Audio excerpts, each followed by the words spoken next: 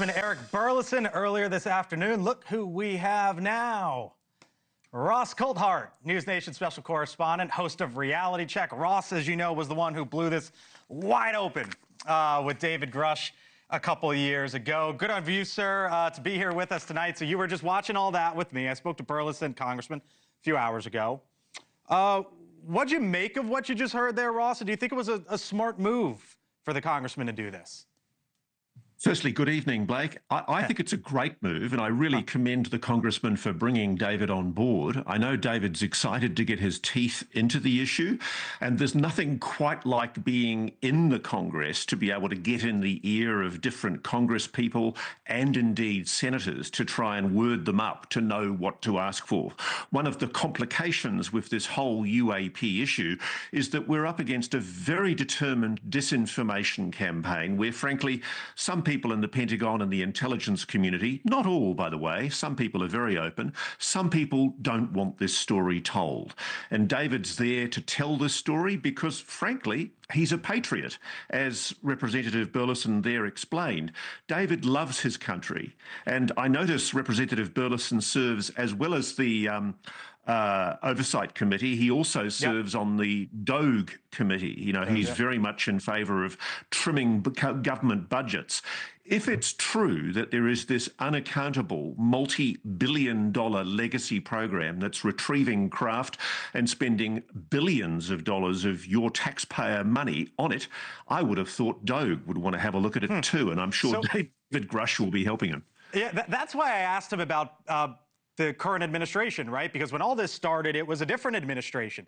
So I hear you and your view of, you know, maybe there's some folks inside the Pentagon who don't want information getting out there.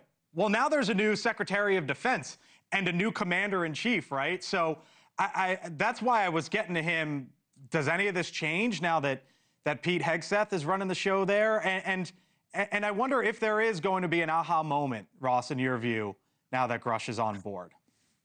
We certainly hope so. I can tell you, Donald Trump has said things in the past that indicate he's open to declassifying UAP files. But one thing he has not done, he has signed executive orders for Epstein, JFK, MLK, RFK, and he's ordered those files to be progressively declassified. He hasn't done that yet with the UAP files. And that's a huge question mark. Why has the president not followed up with his promise to be more open with disclosure on UAPs? Have the intelligence community got the president around their little finger? That's the issue. So that's the White House. Up on Congress, there's going to be more hearings here. And the sense that I get, Ross, in talking to lawmakers is they think that Grusch can help them ask the right questions, because at the end of the day, they come from a different background and not this stuff. So when there are more hearings, do we learn more?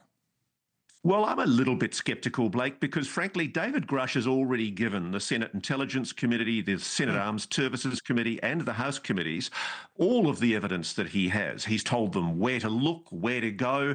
At the moment, certainly under the Biden administration, there wasn't a great deal of momentum. The ball is now in President Trump's court. He has to follow up with his promises. Thank you for watching, and make sure you go to joinnn.com to find NewsNation on your television provider. And don't forget to click the red subscribe button below to get more of NewsNation's fact-driven, unbiased coverage.